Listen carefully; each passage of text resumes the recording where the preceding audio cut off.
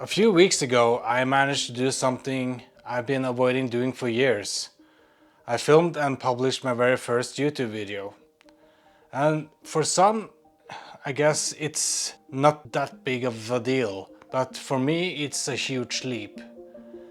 It wasn't perfect, but I started. Got a single one, white coat. Let's see. I like this one. This could actually be one of the best shots for today. To give you a backstory, I've always had a passion for media and photography. I also studied media back in high school, but that's like 25 years ago. I also did photographing professionally as an apprentice, though I quit midways, and that is something I really regret. But along the way, I guess I lost it. I lost the passion, I lost the creativity, and I can't really remember how many times I've started and stopped. And the biggest regret is that I lost the enjoyment. And that is something I really want to get back. Looking back, I noticed that there is a pattern. Most of my photography happens when I'm out traveling.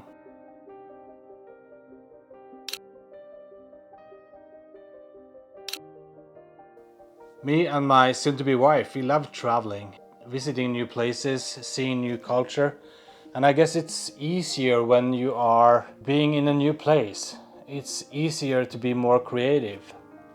And the problem is that whenever we get back home, the camera gets placed on the shelf and the photos stay on the hard drive.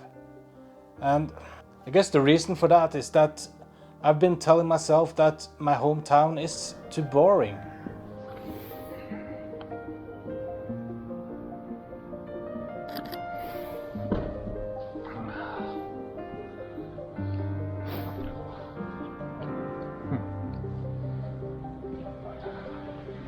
I don't want to overdo my welcome.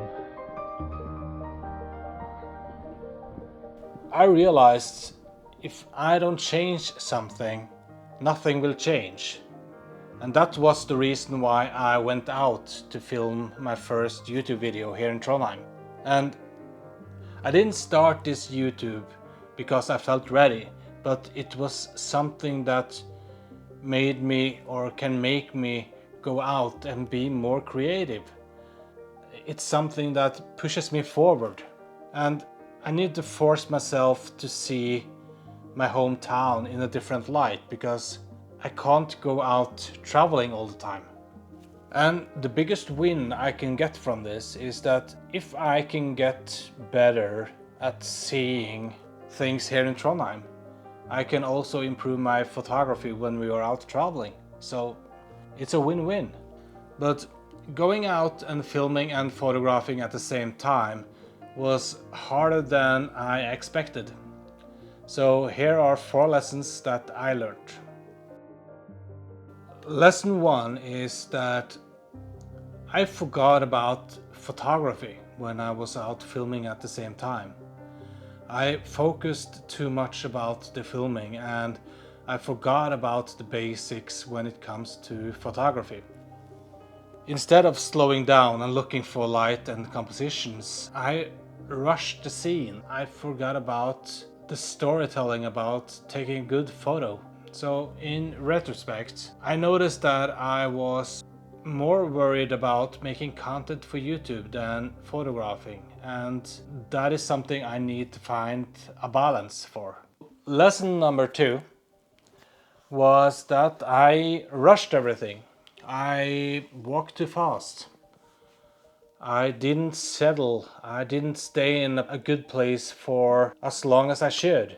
I guess maybe I was too scared that people would notice me if I stuck around, but there are places like, for example, when we visited Solsiden, we had the lights, We had the arc with the lights. We had the skating ridge, a skating field, skating something. And I should have stayed there longer because there I had light, there I had a subject. I could have made something work.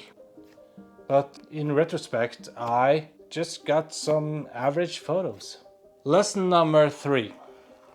And I guess this is my biggest struggle.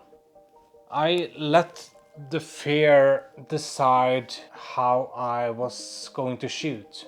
I went to places where I knew that there would be less people, and a street photography video needs a subject. But I guess it was easier to move to places where there were less subjects, places where I wouldn't get noticed as much as I did. And looking back, especially when I went to Solsiden and also in the midtown, people didn't care. So why should I care? And I think that was my biggest learning curve. People go by and do their own thing. As long as I'm not all up in their face, I can also do my thing without them noticing me. This is something I need to think about when I'm doing my next street photography video. And going straight into lesson number 4. I wasn't prepared. Or, being a Norwegian, I know that Norway can be cold in the winter. But I didn't think about the batteries in the equipment. And I actually lost a lot of good content because of the battery on the Osmo Action. It died on me more than once. And that is footage that I'm not able to get back. But to wrap this up, the biggest thing I actually got right was going out and starting, and that was the hardest part for me. As I said, this is something I've been avoiding for so long, and taking the leap and going out, it was a big deal for me. After filming, editing, reviewing, and publishing my first video, I now see what I need to change for the next video. First of all, I need to think about photography first. I need to slow down. I need to seek out places where I know that there are subjects, where there are life, where there is action, where something is happening. I can't go out and go to places where I know basically it's death. It's nothing happening. Then I won't be able to get good shots or good content. I also need to learn how to see more. I need to train my creative eye again. Because if I can make or take good photos here in Trondheim and make content about it, I can also do that when we are out traveling and be better at it. If you are feeling stuck like this, I don't think you're alone. I think there are several of us who are feeling the same way. So if you would like to follow this journey, you are more than welcome to do so. And I will also like to hear your experience. So if you have some comments, please write them below. And yeah, I will see you in the next one. Bye.